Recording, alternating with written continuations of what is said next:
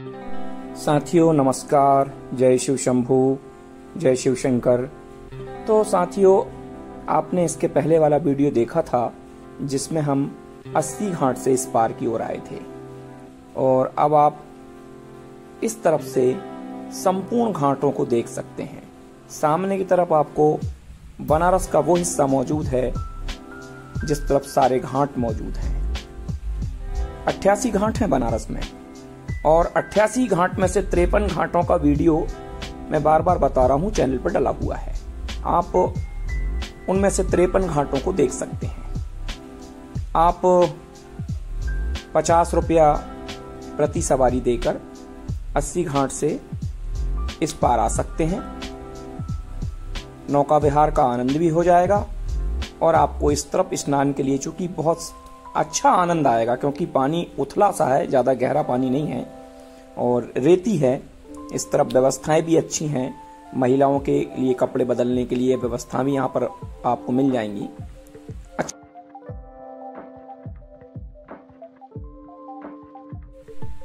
बनारस की यात्रा बहुत आसान और सरल है। कई बार लोग अकेले होने के कारण यात्राएं नहीं कर पाते हैं, तो मैं उन्हें बता दूं कि अकेले यात्रा करना बहुत ही आनंददायी हो सकता है। बनारस में कोई दिक्कत आपको नहीं आएगी, क्योंकि बनारस रेलवे स्टेशन सामान्यतः सभी रेलवे स्टेशनों से सीधा जुड़ा हुआ है। आप बनारस रेलवे स्टेशन पर उतरें, बाहर आते से ही कोई ऑटो करें और ऑटो के द्वारा आप 80 घाट पर पहुंच जाएं। ऑटो वाले से बोल दें हमको 80 घाट छोड़ दें, तो रेलवे स्टेशन से ऑटो वाला 200 रुपया किराया लेगा लगभग आपसे। आप 80 घाट पर पहुंचकर 80 घाट तरफ जब वो आपको ले जाएगा, तो बीच रास्ते में थोड़ा सा 80 घाट से इधर पे ही आपको तिवारी लॉज मिल जाएगा।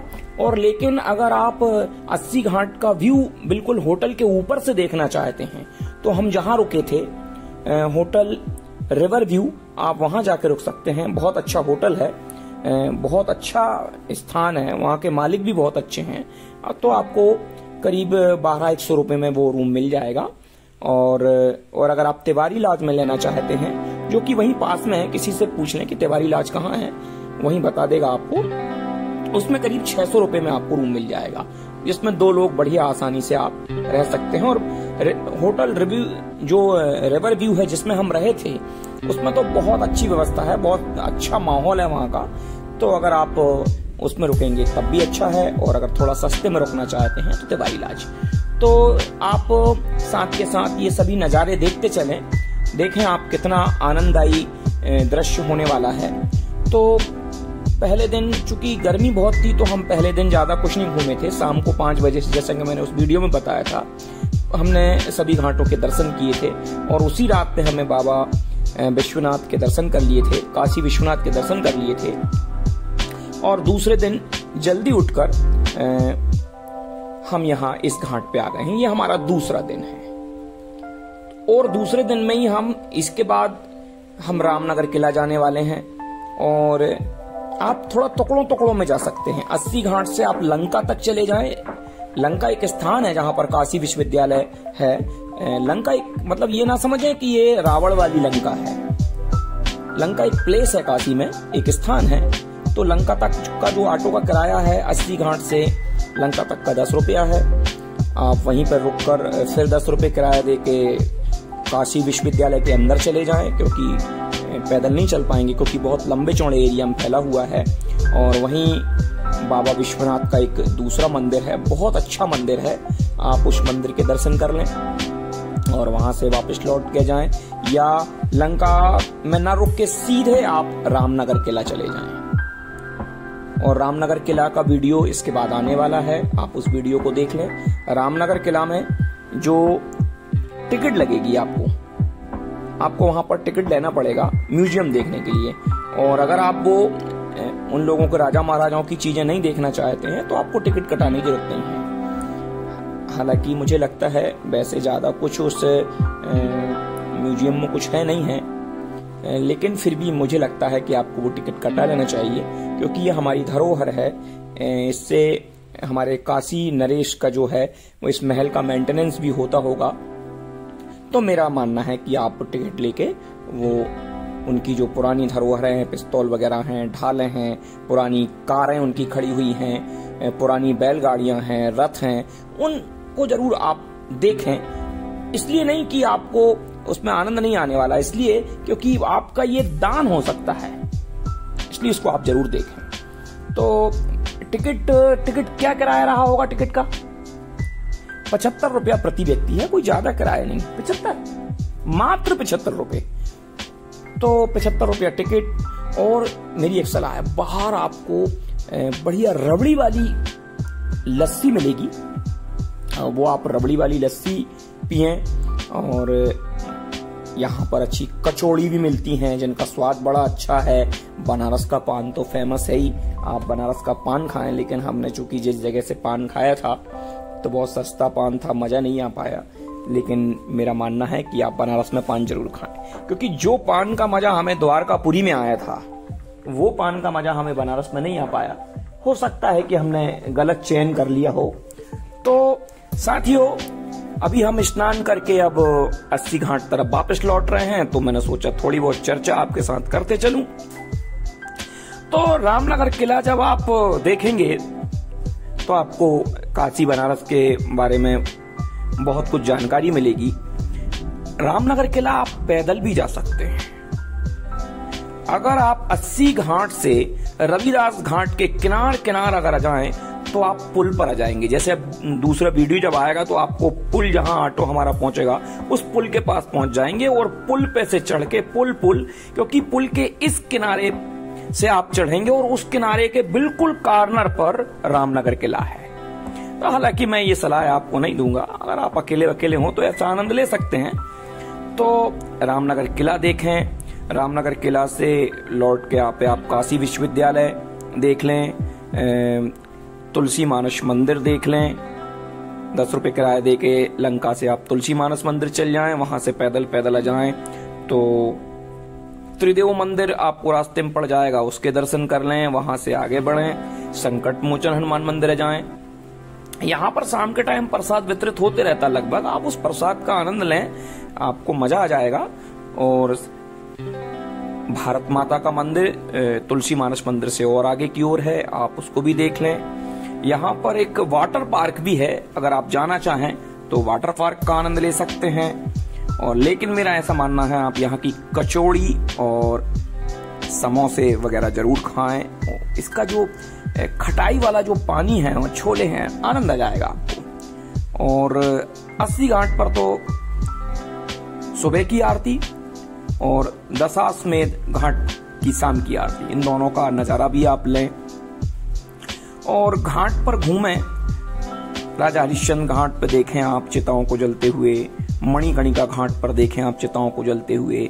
पैदल वॉक करें, क्योंकि जितना आप पैदल घूमेंगे उतना आपको आनंद आने वाला है, उतना आप उस स्थान के बारे में समझेंगे।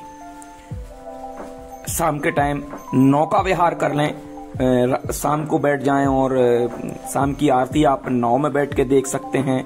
और 80 घाट से लेके आप नाव के द्वारा राजघाट तक चले जाएं, राजघाट से 80 घाट वापस लौट के जाएं। ये 200-400 रुपए में करीब आपको नाव वाला, जब ज्यादा सवारियां हो जाती हैं तो घुमा देगा, जितना भी लगे, क्योंकि जब हम घूमने गए हैं, एक बार घूमने गए हैं तो आपको ये आनंद ले लेना चाहिए।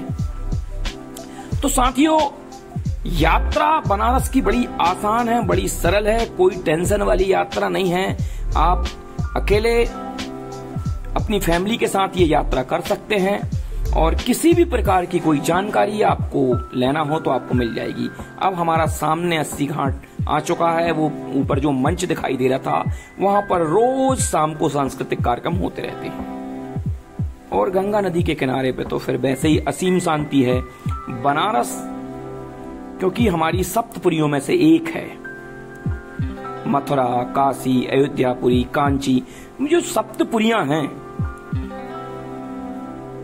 उनमें बनारस कहते हैं भगवान शंकर के त्रिशूल पर बसी है। पूरी सृष्टि नष्ट हो जाएगी मगर बनारस नष्ट नहीं होगा, काशी नष्ट नहीं होगी। अब हम 80 घाट पर आ चुके हैं और यहाँ से ऊपर की ओर चढ़ रहे हैं। आप देखते होंगे कि ऊपर आपको जैसे ही कैमरा घूमता है, इस तरफ रविदास घाट है। रविदास घाट के उधर एक पार्क भी है। चूंकि हम वहां गए नहीं और जहां हम गए नहीं वहां का रास्ता आपको बताएंगे नहीं। ये सामने देखिए आप, अद्भुत। और इसके बाद में आपको इसी वीडियो में बाटी चोखा रेस्टोरेंट मतलब अपनी दाल बाटी चूरमा, वो भी यहाँ पर मिलता है, आप उसका आनंद ले सकते हैं। वो भी हम आपको इस वीडियो के लास्ट में दिखाएंगे। और ये देखिए, इस तरफ अगर आप नहाते तो आपके पैर मिट्टी में भिड़ जाते और उस तरफ रेत वाला आनंद था। यहाँ पर शाम की गंगा आरती होती है जिसमें अपार भीड़ जुड़ती है। हालांकि दशाश्वमेध घाट की आरती की तो बात ही अलग है। लाखों लोग उस आरती में जुटे थे जिस दिन हम सम्मिलित हुए थे।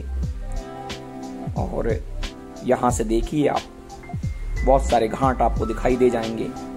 और एक वीडियो में मैंने बहुत सारे घाटों को आपको 43 घाट एक बार बताए हैं और 10 घाटों का एक बार दिखाए हैं। मतलब टोटल हमने 53 घाटों का भ्रमण किया था। ये देख लिए, आरती वाले तख्त यहाँ पर लगे हुए हैं। 80 घाट पर ये एक सार्वजनिक शौचालय है, आप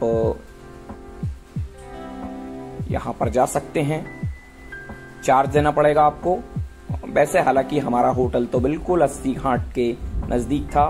जैसे कि कई बार आपने पुरानी वीडियो में देखा होगा, हमारे होटल के ऊपर से ये सारा दृश्य दिखाई देता है। माँ गंगा के ऊपर से ही दर्शन होते हैं। ये देखिए, अगर आप ज्यादा ही खर्चा बचाना चाहते हैं तो यहाँ अपना बिस्तर डालो और यहीं सो जाओ। आप गंगा घाट पर भी सो सकते हैं अगर आपका पुरुष ही पुरुष है और ग्रुप आपका थोड़ा, अगर मान लो आपको कुछ खर्चे में बचत करना है। हालांकि मेरा मानना है कि आप अगर तीर्थ स्थल पर आए हैं तो यहाँ होटल वगैरह में रुकिए, क्योंकि इन लोगों का जीवन यापन इसी से चलता है। हाँ, अगर आपको कुछ आर्थिक रूप से परेशानी है तो यहाँ पर आप रुक सकते हैं। शाम के टाइम यहाँ पर गरीबों को भोजन भी कराया जाता है। आप अगर आपको दिक्कत है तो यहाँ भोजन भी कर सकते हैं। हालांकि मैंने जैसा कि मंदिरों में बताया, मंदिरों में प्रसाद बढ़ते रहता है और बहुत स्वादिष्ट प्रसाद, चावल, छोला, खीर, कई टाइप के प्रसाद। यहाँ से आप कुप्पी वगैरह खरीद लें जिससे आप गंगा जल ले जाएं। 5 लीटर 10 लीटर सभी टाइप की कुप्पी, कैन यहाँ पर मिल जाएगी आपको। और ये जो रास्ता हमारा जा रहा है, ये हमारे होटल का रास्ता है। वो व्यक्ति सामने आपको दिखाई दे रहा है, वहीं से हमारी होटल का ऊपर की ओर रास्ता है। तो ये बिल्कुल होटल जो थी हमारे 80 घाट के पास में थी।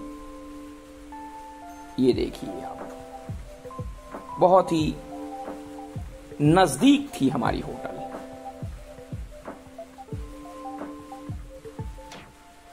ये हम आगे बढ़ते हुए